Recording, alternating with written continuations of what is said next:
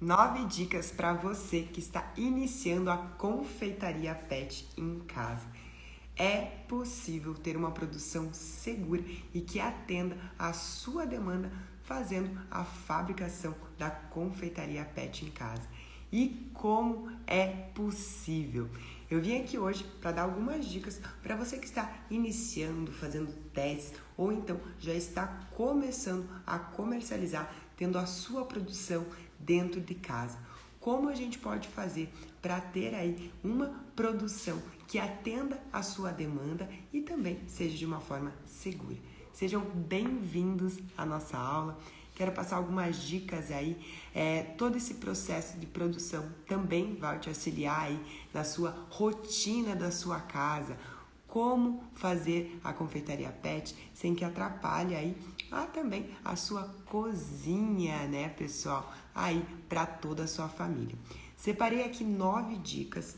Essas 9 dicas são dicas para você que está começando e também dentro dessas dicas aí a gente tem várias informações importantes para você que quer entender como manter produtos seguros, não somente da confeitaria pet, mas também aí para as pessoas da sua casa. A primeira dica que eu separei aqui é você definir o espaço que vai produzir esses itens, esses petiscos da confeitaria. Como assim, Carol? Vai ser na cozinha, claro, né?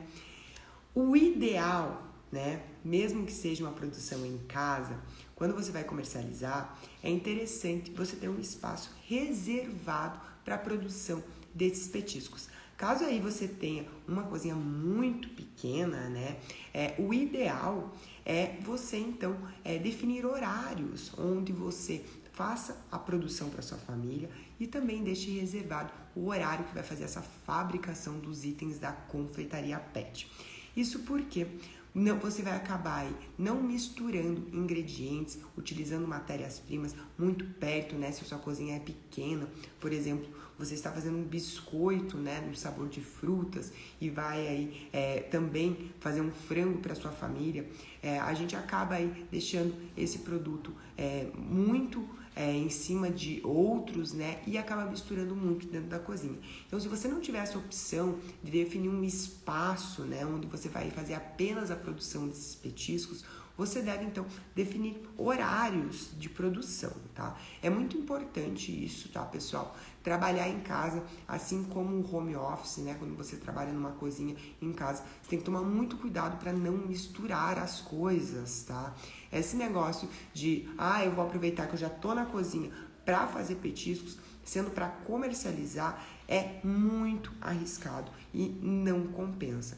Então, se a sua cozinha é pequena, se você não tem essa possibilidade de separar espaços, né, que seja exclusivo para a produção de petiscos, né? Então, defina aí um horário onde você consiga fazer essa fabricação de uma forma que não atrapalhe a rotina da sua casa, tá? Para isso, né, para você conseguir definir horários, você precisa aí, primeiramente, saber quais são os produtos que você irá fabricar. A minha dica aqui, pessoal, quando você está fazendo uma fabricação em casa, é você ter um cardápio enxuto, tá? Ter aí opções, né? Definir quais serão os seus petiscos, como biscoitos, cupcakes, bolos, vamos lá, coxinha, almôndegas. Então, dentro desses itens, né, separar aí, quais serão os sabores que você irá comercializar, tá? E não fazer uma grande quantidade. Isso atrapalha muito a rotina de fabricação, ainda mais quando você está sozinho, né? Então aí, normalmente, com a nossa experiência, que a gente vê quem está fabricando em casa, normalmente é a pessoa sozinha ou no máximo em 2 pessoas, né? Então, para isso tudo funcionar, você precisa aí definir exatamente qual será o seu cardápio, sem exageros. Então, por isso a importância também de você fazer testes para aceitação, né? Para saber qual o biscoito com a melhor saída. Então, em primeiro momento, vale a pena fazer alguns testes, mas quando você for definir o seu cardápio, não coloque aí tantas possibilidades para você conseguir atender de uma forma prática e rápida e que não te atrapalhe aí na rotina da sua cozinha, tá? O terceiro ponto importantíssimo, tá? É você buscar pessoas aí que façam entregas terceirizadas, né? Quando a gente está trabalhando em casa, muitas vezes a gente pensa em fazer tudo e isso acaba atrapalhando, tá, na sua rotina da produção. Então, nesse caso de entregas, pessoal, existem aí hoje não somente, né, opções de aplicativos, né, que a gente pode chamar e encaminhar como entrega o produto, como também existem aí empresas especializadas com carros ou com motos, por exemplo. Para vocês terem uma ideia, a Chef de Animale, até hoje, tá, 9 anos, a gente ainda trabalha com entregas terceirizadas. Isso por quê? Primeiro que a gente achou uma empresa de muita confiança para fazer essas entregas, até mesmo de bolos de aniversário. Então eles têm um cuidado imenso com a entrega desses produtos. E o mais legal é que eles têm aí vários motoboys disponíveis para nos atender. Então a gente consegue aí marcar em diversos horários essas entregas, tá? Eles têm disponibilidade para isso. Esse tipo de empresa, normalmente é assim, ó, pessoal. Existem empresas que você liga, né, para ir buscar, e existem empresas que são parceiras, como é o caso da Edge Express, que é as nossas entregas de motoboy. Então, ele tem ali, nós temos um sistema integrado com ele. Então, ele sabe exatamente as entregas, né, que já são agendadas e acaba surgindo muitas entregas também durante o dia. Então, dentro desse sistema integrado, a gente vai colocando quais os horários de entrega com os endereços e o próprio motoboy já sabe que vai ter que retirar. No nosso caso hoje, né, como a gente tem a fábrica e a loja, a gente ainda coloca isso no sistema para eles saberem aonde vão retirar esses produtos. Então, acaba aí fazendo muita diferença, tá? No dia a dia. A gente tem uma maneira de estar todo mundo interligado e saber exatamente como vai funcionar. Isso é ótimo para nós, que a gente já tem a garantia que aquele produto vai ser entregue, e também para eles, que já podem aí ir pré-definindo, né, como será a logística do dia deles. Então, o interessante de você ter uma empresa é porque tem mais de uma pessoa, claro, trabalhando, né, ali quando é uma empresa maior. Você já tem várias pessoas ali que vão poder te atender em diversos horários, tá? Isso é muito importante, pessoal, porque na questão das entregas, né, os clientes são bem exigentes, eles já estão programados para receber aquela encomenda, ou para o horário da festinha, para o horário da alimentação do seu pet. Então, buscar parcerias de entregas que sejam de confiança vai te auxiliar muito, muito, muito na sua produção e também na entrega do produto para o seu cliente, tá? Outra opção boa aí, pessoal, para vocês, tá? Definir esse cronograma de produção. Então, assim, claro que a gente tem algumas encomendas e a gente precisa, às vezes, modificar, mas ter um cronograma fixo de produção. Então, trabalhar ali, por exemplo, a gente falou aqui de 5 produtos, né, pessoal? Então, você programar de fazer aí os biscoitos em 1 ou 2 dias, massas de bolos e recheios em outro, fazer petiscos que sejam refrigerados ou congelados em outro dia. E sempre deixar aí algumas horas desse dia para atender a demanda, né? Que seja na montagem de um bolo, por exemplo, ou fechamento de encomendas. Sempre lembrando, né, que não é apenas produzir esse produto. A gente também precisa embalar ele, né? Então, dicas aí, pessoal, na questão de embalagem, né? A gente já falou aqui 4 dicas legais. Quero falar, então, a quinta. Quando você trabalha em casa, muitas vezes o seu espaço é muito pequeno, né? A gente já comentou sobre isso, a questão aí de muitas vezes você não conseguir definir locais específicos, né, para essa produção. Muitas vezes tem que definir esses horários para acabar aí não batendo com a alimentação da família. Então, outro ponto importante é na questão de você diminuir a temperatura dos produtos, tá? Quando você não tem uma grande demanda, que você não precisa ficar utilizando, por exemplo, o forno diversas vezes, né, e você tem pouco espaço, uma alternativa é você baixar a temperatura desses biscoitos ou ter alguns petiscos também dentro do forno, tá? Você desliga o forno, né? Se ele estiver em alta temperatura, você pode abrir um pouco para sair um pouco aquele calor, né? E manter dentro do forno para ir esperando ele baixar a temperatura. Isso vai fazer com que ele fique num local seguro, né? Então, a minha ideia aqui para trazer essa informação é que muitas pessoas tiram do forno e colocam os biscoitos, por exemplo, em uma forma em cima da bancada, né? E muitas vezes ainda tem produção, então você está trabalhando com matérias-primas cruas, farinha sem cocção, então esse tipo de matéria-prima pode acabar indo no biscoito, né? E você ter aí uma criação de um mofo, de um fungo, e muitas vezes não ter nem ideia como surgiu ali. Então o risco dessa contaminação cruzada, né, vai fazer com que você tenha aí uma maneira de você manter um produto sem ocupando nenhum tipo de espaço dentro da sua cozinha e também mantendo ele seguro, continuando, né, desidratando esse biscoito, tirando a umidade desse biscoito, te dando mais segurança ainda na hora que você for embalar. E falando de embalagens agora, pessoal, essa questão de embalagens aí quando você vai começar, a gente tem vontade de ter diversos tipos de embalagens, adesivos, né? E uma dica que eu posso dar para você é definir uma embalagem e um adesivo padrão para os seus petiscos. Seja aí 1 ou 2 unidades de embalagens, por exemplo. Mas não adianta você ter diversos tipos de embalagem.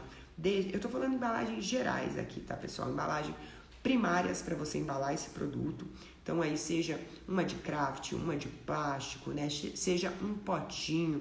Então às vezes vale a pena você definir 1 ou 2 modelos dessas embalagens, né? Até mesmo de embalagens secundárias como caixas, sacolas.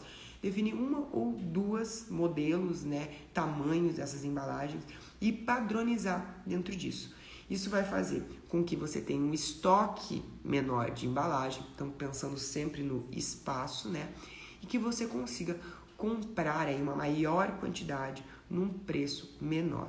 E também a questão aí dos adesivos, né? Existem adesivos que você manda fazer onde você pode ter várias informações do produto e o restante você escrever ou de forma manual ou então ter adesivos menores, como por exemplo do sabor de biscoito, onde você consiga etiquetar em cima daquele adesivo, tá? Isso é uma forma, pessoal, de vocês diminuírem então o estoque e ter uma maneira muito prática de fazer todo esse processo. Então imagine você em casa, sozinho, né? Pensando aqui na Chefe de Animais. Você em casa, sozinho, você ter aí, nós temos hoje 7 opções de sabores de biscoito. Você ter que fazer a etiquetagem, datar esses produtos, né? Fazer a colagem e ainda cada tipo de embalagem ser diferente. Mantenham essas etiquetas e embalagens de uma forma organizada, dentro de caixas organizadoras no caso de embalagens, ou então, tá? No caso aí de etiquetas, uma ótima forma quando você manda fazer elas, né? Ou elas vêm um rolinho, né, pessoal, para você esticar, como uma cartolina, por exemplo, né?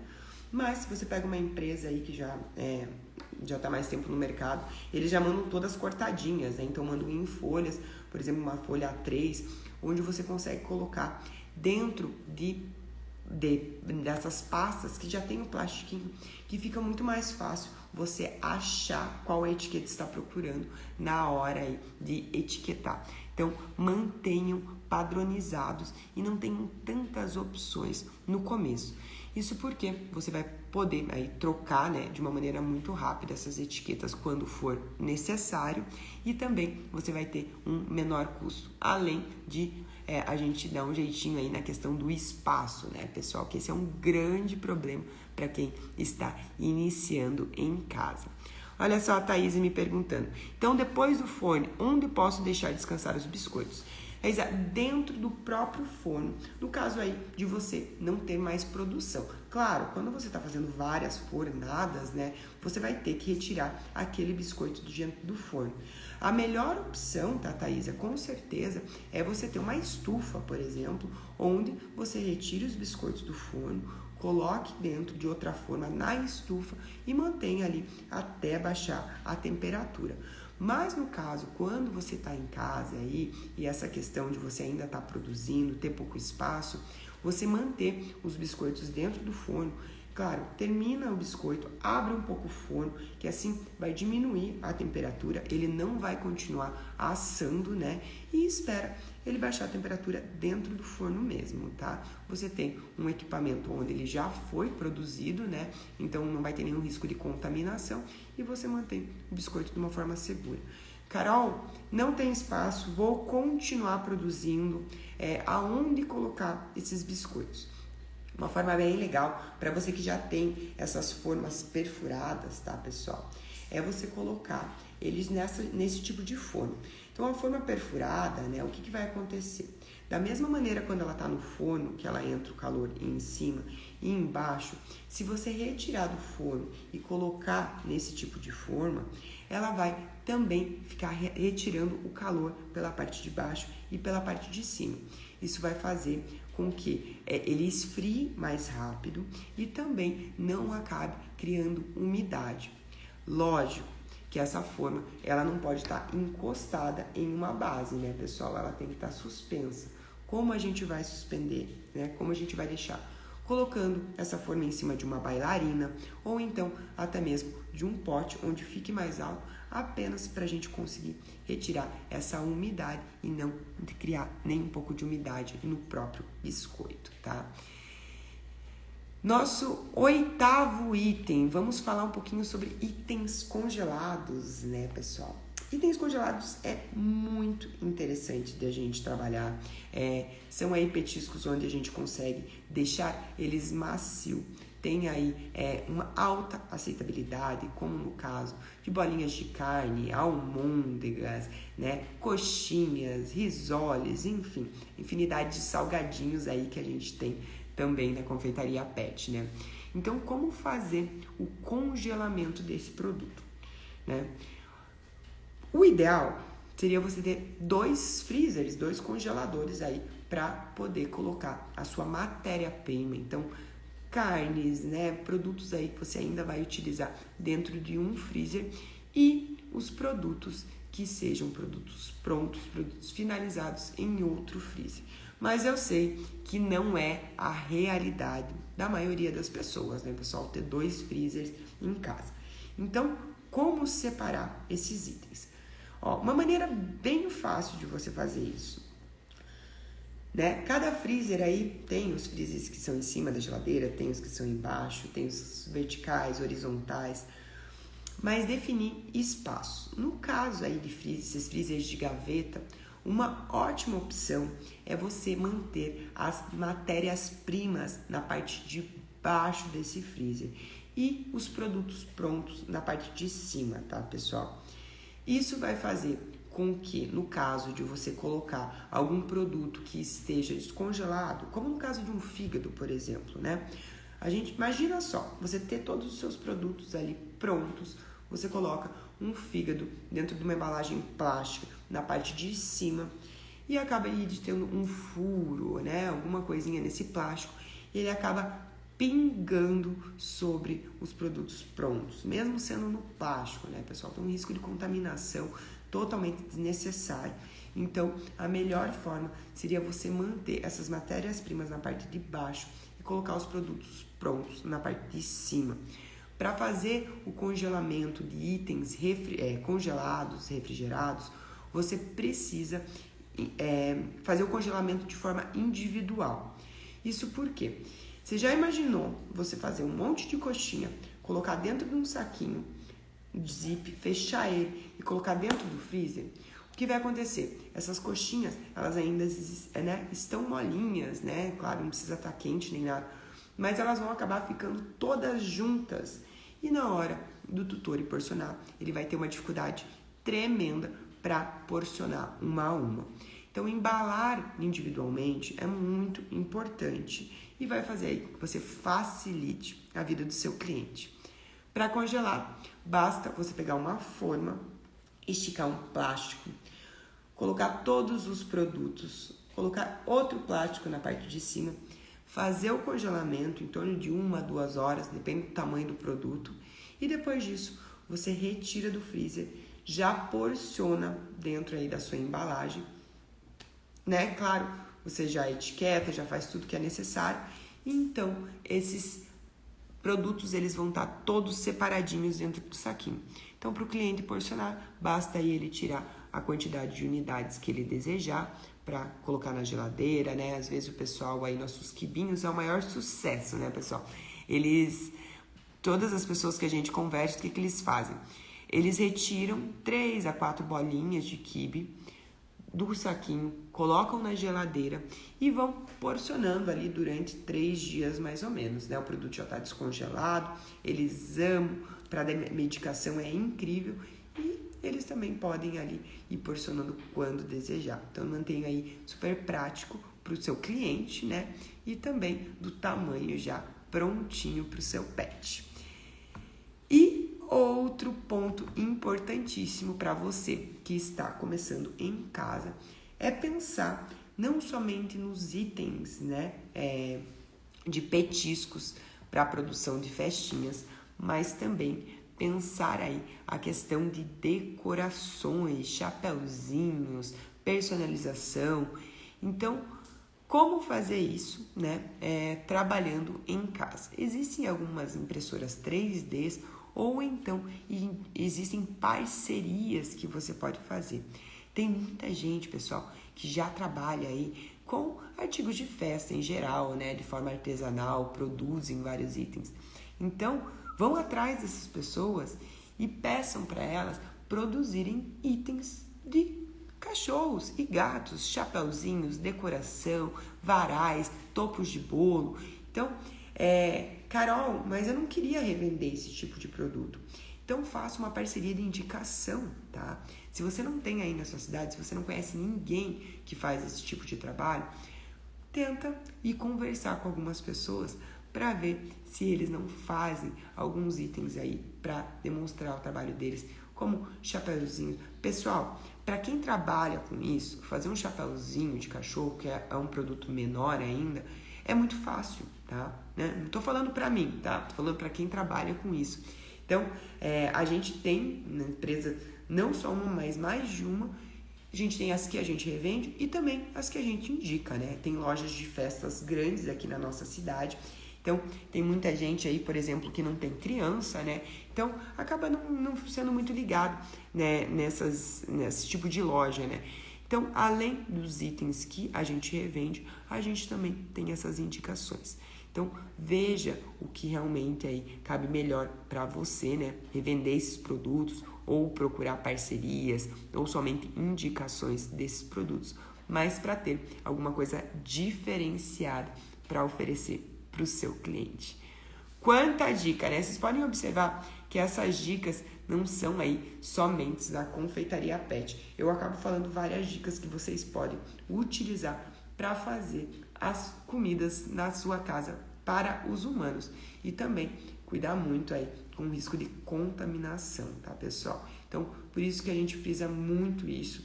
A gente não é contra a fabricação, né, em casa, mas precisa se atentar aos detalhes e entender que também é um trabalho. Não é para aproveitar aí que você já está na cozinha fabricando coisas para a família e então fazer para comercializar para os pets.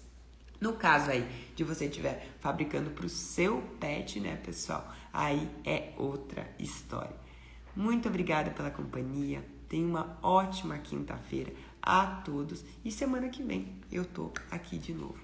Beijo grande para vocês. Tchau, tchau.